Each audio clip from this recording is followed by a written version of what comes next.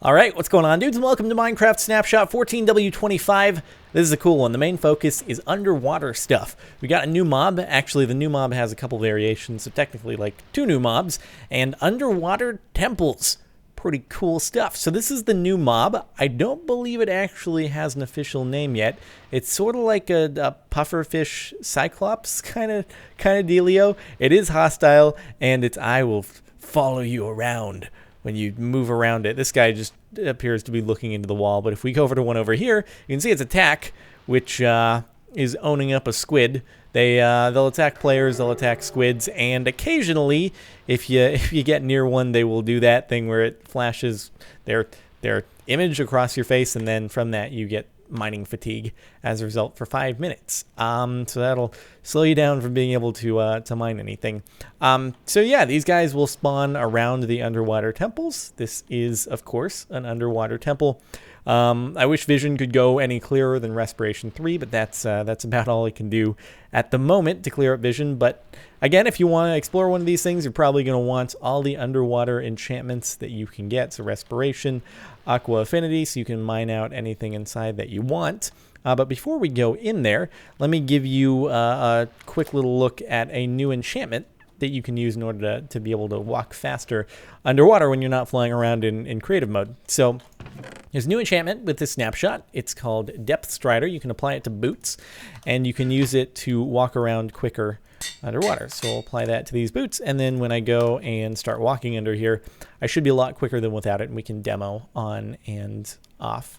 So if you go into one of these things, you're going to want to bring like signs or something just so you can find a spot to breathe, despite the fact that even if you have respiration 3 on, these things can be pretty massive. I don't know how many different sizes they come in, if it's sort of one preset look, but this is just the one I first stumbled upon, and it's pretty massive. It's got these, it's got the Cyclops pufferfish all swimming through it, so be ready to do some battle.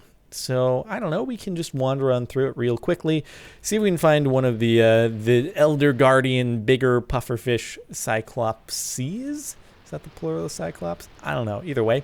So the blocks inside here are called prismarine. We have prismarine blocks, prismarine bricks, sea lanterns, and dark prismarine. I tried to point at each one respectively as I was mentioning it. I'll give you a better look. I have it laid out on land, but basically the entirety of these temples, underground strongholds, are made from prismarine. So it's a new set of aquatic blocks, and just gives it a nice little under the sea sort of feel. And these are the lanterns, and they actually have a really subtle animation.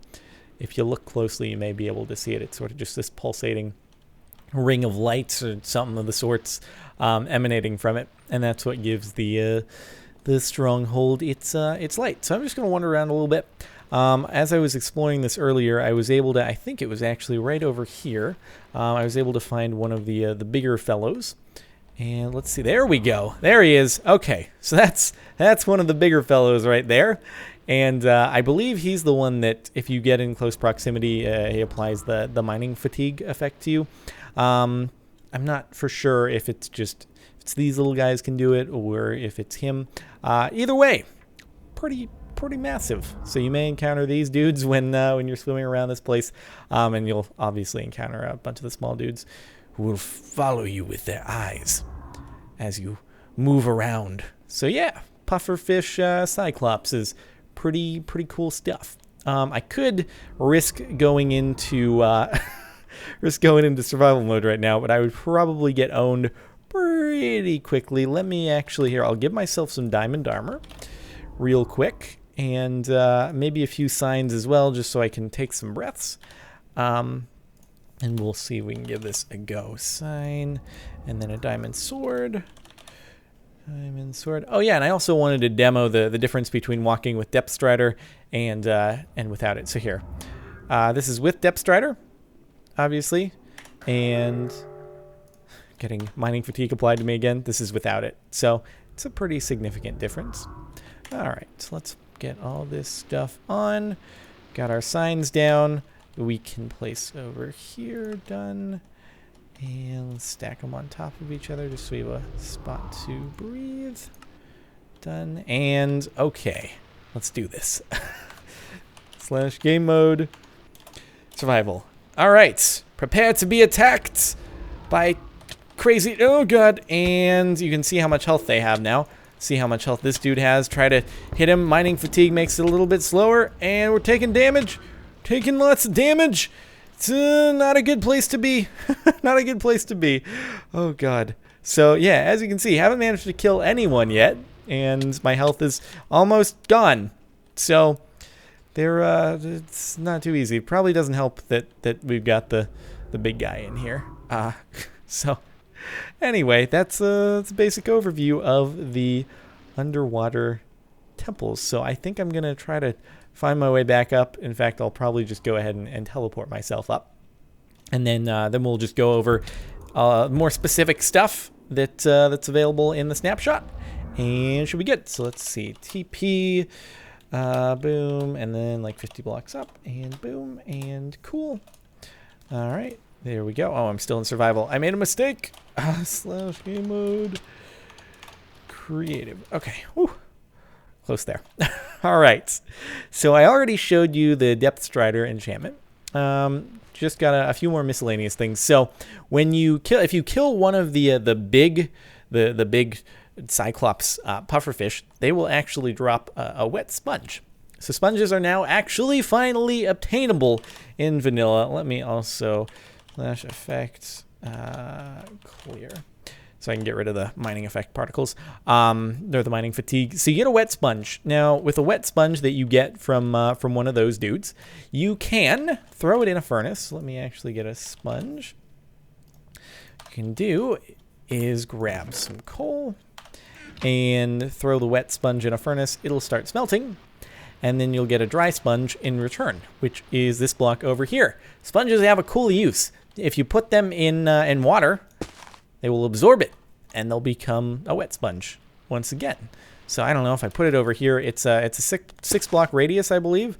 So obviously, if you put it in the ocean, it'll cause the initial animation, then it'll just fill right back in, because after all, it is the ocean. But again, if you put it in an area where there, I don't know, is water in an enclosed space, then it'll just fill up the sponge. Water will go bye-bye, and you have a wet sponge in return, which you can smelt into just being a normal sponge, because it's causing the water to evaporate. Now, on the other hand, if you kill one of the smaller Cyclops pufferfish, then they will drop raw fish and prismarine shards, and those you can use to, well, you can eat the raw fish, and you can use the prismarine shards to make some of the prismarine blocks if you don't feel like just mining them out from the temple.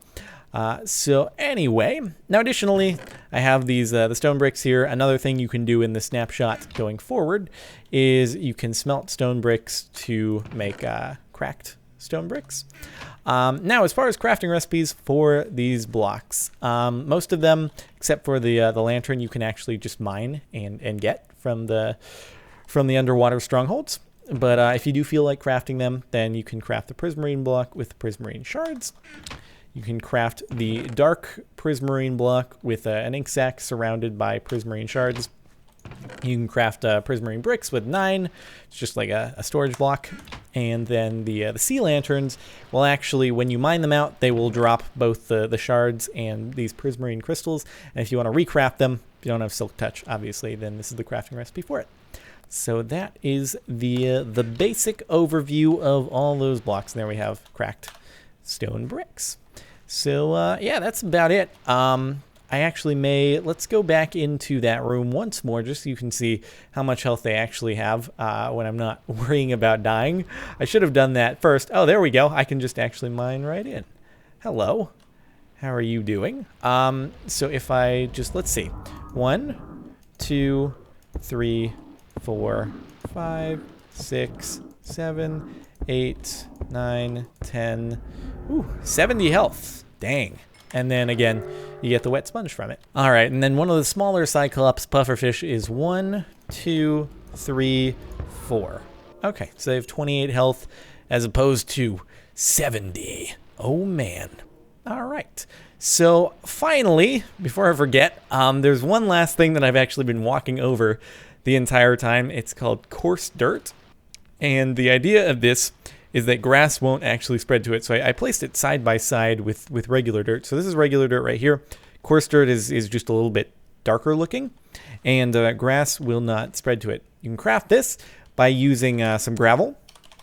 So let's get some gravel and some regular dirt as well. And if we put it inside of a workbench like so, then we can craft some coarse dirt from it. And then put it down and grass won't spread to it. So if you really like the look of dirt and don't want grass all over it, then this is the block for you.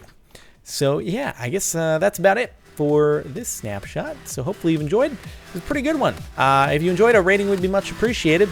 Other than that, thank you very much for watching, and I will see you next time.